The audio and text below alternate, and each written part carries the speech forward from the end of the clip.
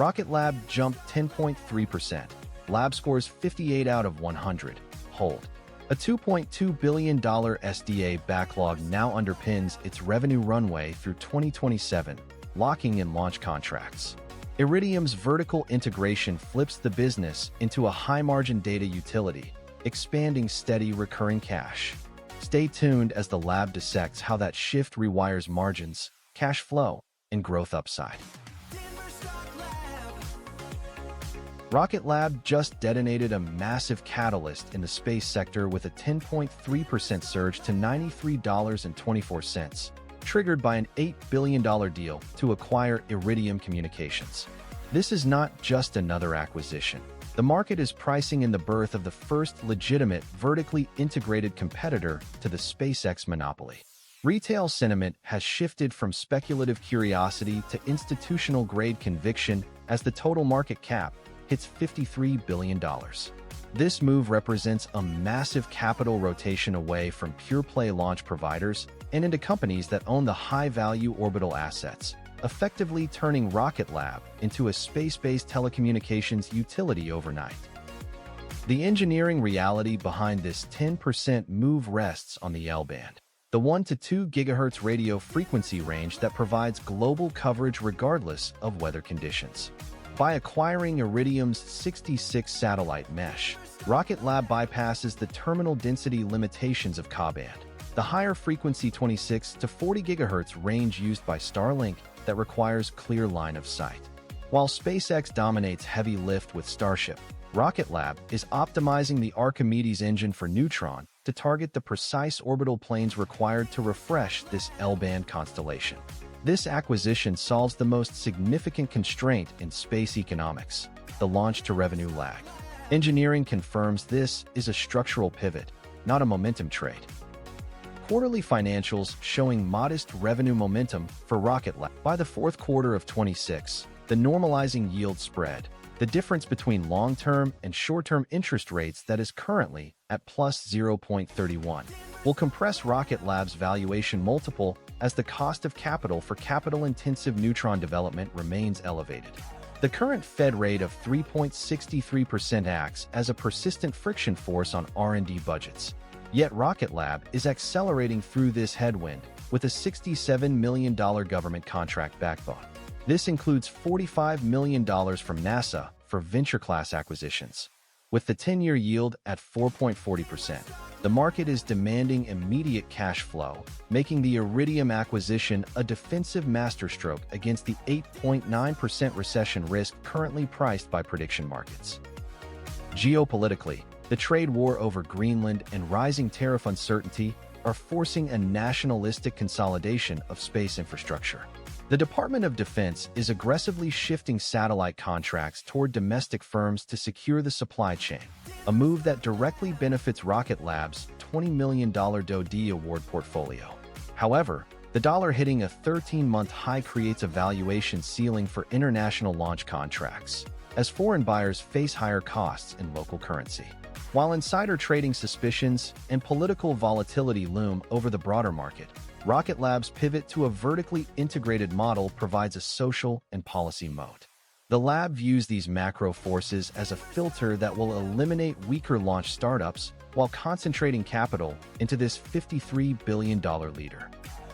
Rocket Lab reported earnings per share of negative $0.07, beating the Wall Street estimate of minus 0.08 by 14.1%, a solid beat that signals strong execution. Rocket Lab, space launch, is trading below its 20-day average at 9.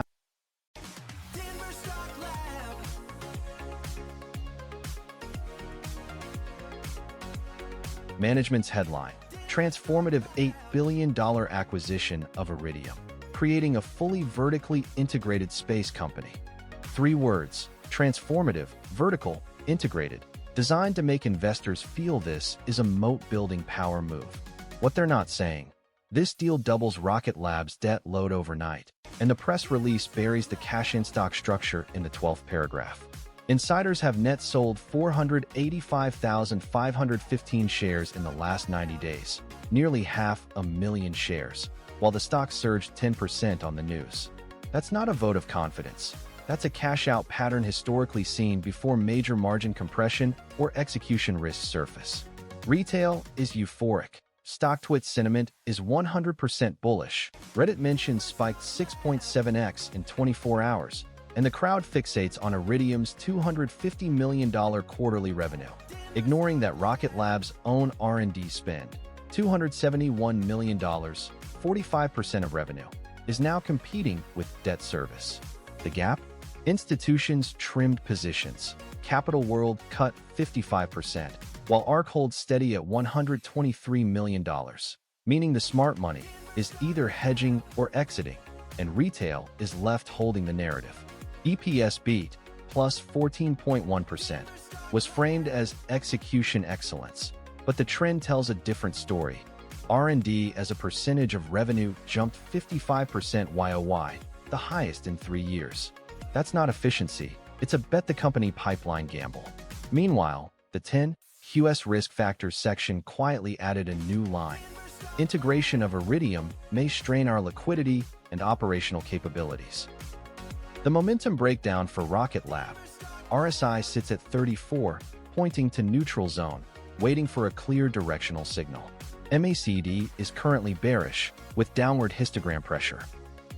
Rocket Lab's bull case is built on its $2.2 billion SDA backlog and the successful vertical integration of Iridium, which transforms the company from a launch provider into a high-margin data utility.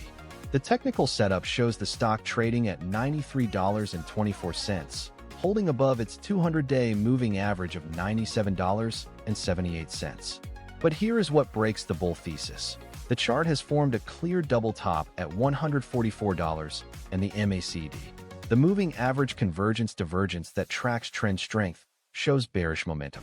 Furthermore, heavyweights like Capital World investors have trimmed their positions by 55%, signaling a lack of conviction in the current valuation. The core question for the lab is, can Rocket Lab successfully hot-fire the Archimedes engine this year to prove Neutron can handle the Iridium replacement cycle? If they fail, they remain a small launch provider in a heavy-lift world. If Rocket Lab successfully hot-fires Archimedes by the end of 2026, we expect a move toward the consensus target of $106.92 as military launch confidence peaks. If the test is delayed or fails, the stock will likely retreat to primary support at $80.69, as the RSI, the relative strength index that measures price momentum, of 34.1 suggests there is no immediate floor. The lab's call, the Archimedes test, is the binary decider for this 58 out of 100 AI score. Here's the macro picture shaping Rocket Lab. Rising geopolitical tensions are driving the Department of Defense to shift satellite contracts toward private American firms to ensure secure space access. High interest rates currently make building expensive rockets more costly, but the government's focus on domestic manufacturing gives this company a steady stream of taxpayer-funded work. The industry is shifting toward reusable rockets that land themselves, much like a commercial airplane returning to a gate for a quick refueling.